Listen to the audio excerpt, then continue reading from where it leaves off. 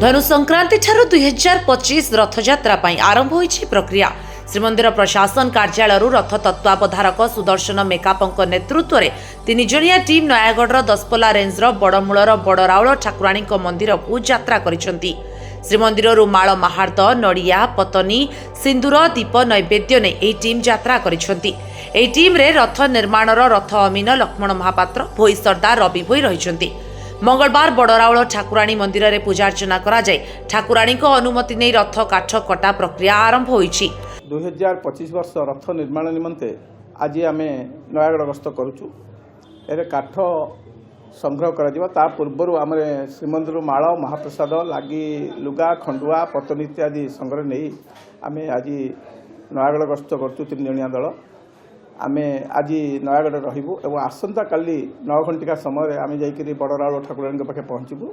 सेठारे पूजार्चना होमयज्ञ इत्यादि करा माला महाप्रसाद इत्यादि सब लगी करा एवं यही पूजा शेष होला परे आमे जंगल को जीवु सेठारे गछ चिन्हट करिवु एवं तापरे गछ कटा प्रक्रिया आरंभ होबो एवं पर्यायक्रमे धीरे धीरे रथ खड़ा एवं कर्तकला को रथ कटा आसी पहुँचबो। श्रीराम नवमी तिथि बर्तमान करतकल काठ चिरट करा एवं अक्षय तृतीया दिवस में महाप्रभु रथ निर्माण कार्य आरंभ होगा। रथ निर्माण 865 काठर आवश्यकता रही। 51 खंड काठ पूर्व वर्षर बलका रही बेले मोट 814 खंड असन धौरा एवं फासी काठर आवश्यकता रही। पुरी रंजित मिश्र रिपोर्ट UBC ओडिया।